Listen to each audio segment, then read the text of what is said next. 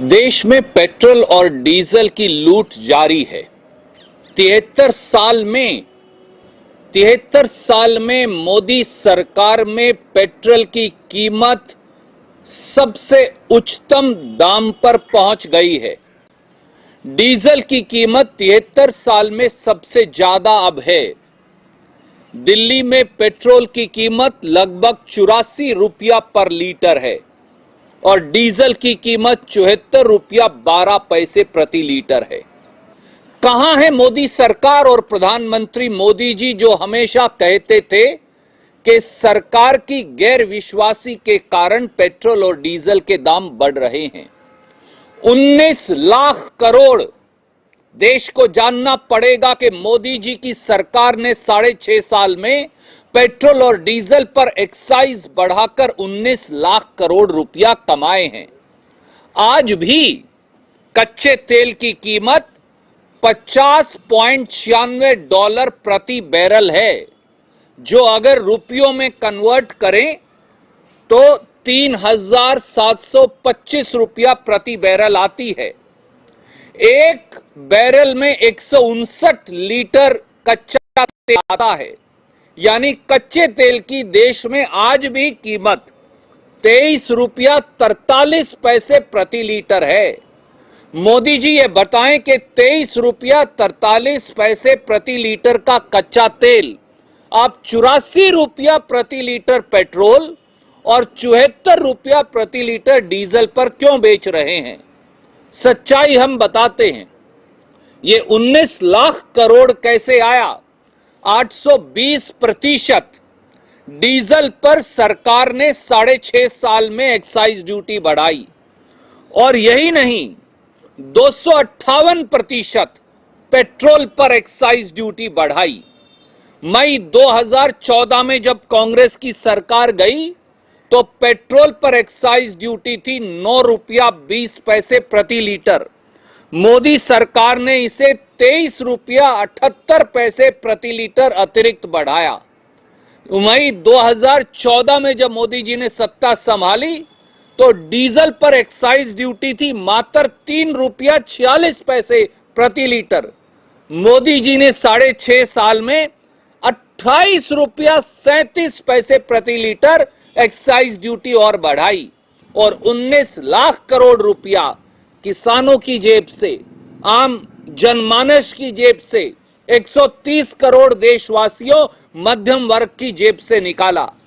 Petrol और diesel की लूट कब बंद होगी? 73 साल में और तो कुछ हुआ नहीं। हाँ मोदी जी, आपने ये जरूर कर दिखाया कि पेट्रोल और डीजल अब 73 वर्षों में सबसे उच्चतम पायदान पर है और यही चलता रहा तो ये कीमतें बढ़कर 100 रुपया प्रति लीटर हो जाएंगी।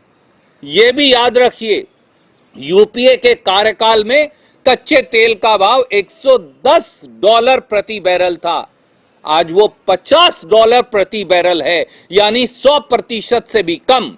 फिर भी कीमतें आसमान छू रही हैं। भारतीय राष्ट्रीय कांग्रेस की स्पष्ट मांग है, मोदी जी पेट्रोल और डीजल की लूट बंद करिए। ये 19 लाख करोड़ रुपया जो आपने अपनी जेब में डाला है, ये देशवासियों को वापस दीजिए। पेट्रोल और डीजल पर एक्साइज ड्यूटी फौरी तौर से कम करिए और आम जनमानस को, देशवासियों को, मध्यम वर्ग को राहत दीजिए। धन्यवाद। I'll put it very briefly in English. The loot on petrol and diesel continues unabated by Modi government. Petrol and diesel are now at the highest point in pricing in last 73 years. This is shameful for this government. Petrol is at 84 rupees a litre now, almost in Delhi, and diesel is at 74 rupees per litre. Modi ji, you have to answer. Why are you fleecing 19 lakh crore in last 6.5 years from the pockets of the common man? Fleece the people, profiteer from their miseries, and decimate the budget of the common person have become the new mantra for Modi government. When we demitted power, when Congress UPA demitted power in May 2014, the crude oil was at $110 per barrel. It is today trading at $50.96 per barrel, so less than 100%. Yet the petrol and diesel prices are highest ever in last 73 years in the country. If we calculate at the current crude prices of $50.96 per barrel, the price in India should be of crude oil, 1 barrel, at 3,725 rupees per barrel. 1 barrel has 159 liters. So, crude oil per liter price today is 23 rupees 43 paisa per liter. But crude oil, which comes at 23 rupees 43 paisa per liter, is being sold at 84 rupees per liter of petrol and 74 rupees per liter of diesel by the same Modi government. The reason is obvious. In last 6.5 years, Modi ji has increased the excise duty on petrol by 258% and on diesel by 820%. In May 2014, the excise duty on petrol was 9 rupees 20 paisa per liter. In last 6.5 years, Modi ji has added 23 rupees 78 paisa per liter of excise duty. In May 2014, excise duty on diesel was a mere 3 rupees 46 paisa per liter. Modi ji has added additional excise duty of rupees 28 paisa 28 rupees 37 paisa per liter. 19 lakh crore of loot from the common people. Indian National Congress demands that Modi government immediately rolls back the excise duty on petrol and diesel and give relief to the common person already facing the vagaries of insurmountable inflation as also the economic slowdown and recession. Thank you. Any questions, you're welcome to ask. नहीं मार इस वक्त आपको लगता है खासतौर पर किसानों को जो आंदोलन पे बैठे हैं, जिनको पैसा नहीं मिल रहा, उनसे एमएसपी को लेकर आंदोलन कर रहे हैं, आज ट्रैक्टर यात्रा तक वो निकाल रहे हैं, सरकार उनकी बात मानने को तैयार नहीं, उन पे कितना भार पड़ने वाला है? पूरे देश के करोड़ों किसान आंदोलन पर हैं। पूरे देश के किसान आज शांति प्रिय तरीके से ट्रैक्टर यात्रा निकाल रहे हैं। मोदी सरकार ना हल की जोत की पीड़ा समझती, न 60 किसान जो मर गए दिल्ली की सीमा पर कुर्बानी दे दी, शहादत दी, न उनकी शहादत जानती और ना ही पेट और पीठ एक करके सोना पैदा करने वाले अन्नदाता की पुकार सुनती। मोदी जी याद करिए, जब आपने मई 2014 में सत्ता संभाली तो डीजल पर टैक्स मात्र 3 रुपया 40 पैसे प्रति लीटर था, पर 6.5 साल में मोदी जी ने डीजल पर 28 रुपया 37 पैसे प्रति लीटर एक्साइज ड्यूटी या टैक्स और बढ़ा दिया। 820% वृद्धि करी। पेट्रोल और डीजल के टैक्स से 6.5 साल में मोदी सरकार ने किसानों, गरीबों, आम जनमानस की जेब से 19 लाख करोड़ रुपया लूट लिया। आज भी कच्चे तेल की कीमत $50.96 प्रति बैरल है, यानी हिंदुस्तान में कच्चा तेल 23 रुपया 43 पैसे प्रति लीटर पर देश को पड़ता है। तो 23 रुपया 43 पैसे प्रति लीटर का कच्चा तेल मोदी जी आप 74 रुपया प्रति लीटर डीजल के हिसाब से और 84 रुपया प्रति लीटर पेट्रोल के हिसाब से क्यों बेचते हैं? जनता की जेब काटना बंद करिए, किसानों को लूटना बंद करिए, आम जनमानस का बजट बिगाड़ना बंद करिए और ये सारा पैसा जो एक्साइज ड्यूटी के माध्यम से सरकार अपनी जेब में डाल रही है, उससे किसानों, गरीबों और आम जनमानस को राहत दीजिए। यही सच्चा राजधर्म है। You want to ask? On a separate issue, sir, the Prime Minister today tweeted about the rioting that has taken place in Washington, D.C., saying that in a democracy, the transfer of power needs to be smooth. But ironically, the Prime Minister hasn't really tweeted about the farmer agitation that has been going on at the Delhi borders, where several farmers have lost their lives already. And also, what are your views in the present rioting that's underway in Kashmir? Firstly, why has Prime Minister not uttered a word of sympathy for the 60 farmers who have died on Delhi's border in the national capital? Never in the 73 years history of this country have 60 farmers died on Delhi's borders, yet the Prime Minister and the government have remained immune to their miseries. Farmers are braving coldest weather ever. Farmers are braving hailstorms and rains. Farmers are sitting out in the open, and the government sitting in the heated rooms of Delhi corridors refuses to listen to their miseries, and Prime Minister refuses to utter a word. Why has Prime Minister not spoken a word on the Badaयूं brutal rape case, where Adityanath government and its officers have again been found lacking, in fact bordering on complicity in protecting the culprits?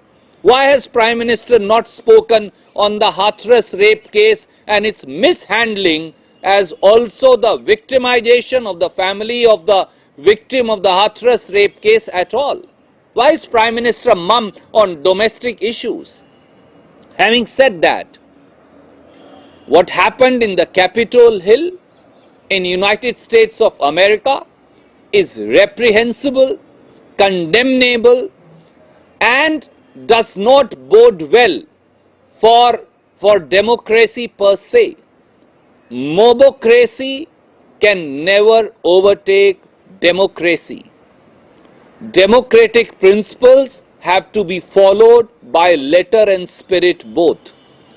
The manner and fashion in which unruly mob entered the Capitol Hill, entered the offices as also the main chamber, is absolutely reprehensible and condemnable.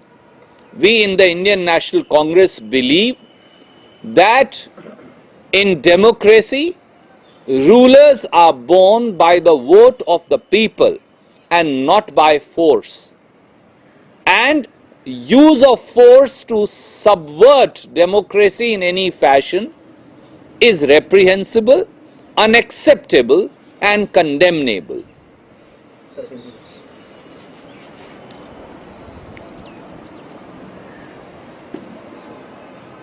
प्रधानमंत्री 60 किसानों की मौत हो गई border पर, उन्होंने शहादत दे दी, उन्होंने चुप्पी क्यों साध रखी है?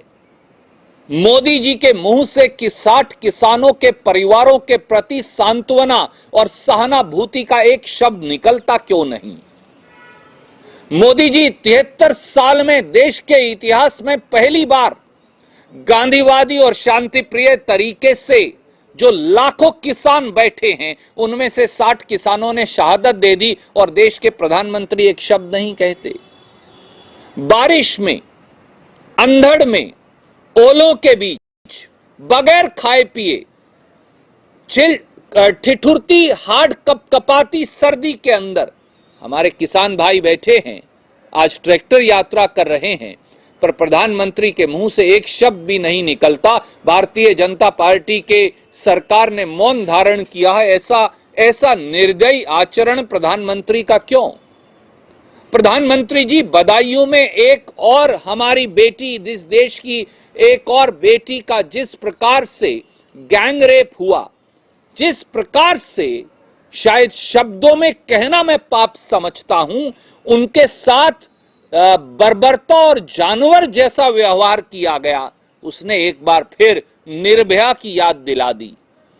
आदित्यनाथ सरकार एक बार पूर्णता फिर जिम्मेवार है, पर देश के प्रधानमंत्री जो उत्तर प्रदेश से सांसद भी हैं, उन्होंने एक शब्द भी नहीं कहा बदायूं रेप कांड के बारे में। ऐसा क्यों?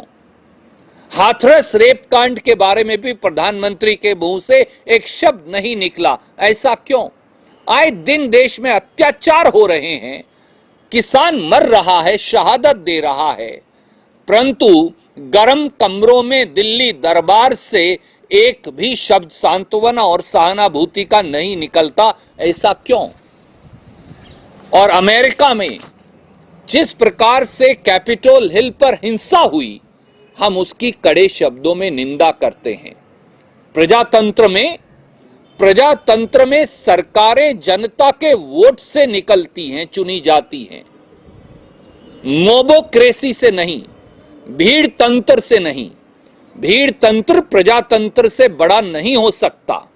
प्रजातंत्र ही सर्वोच्च है, संवैधानिक मूल्य ही सर्वोच्च हैं, संवैधानिक प्रक्रिया ही सबसे सर्वोच्च है और उसका कोई बदल नहीं।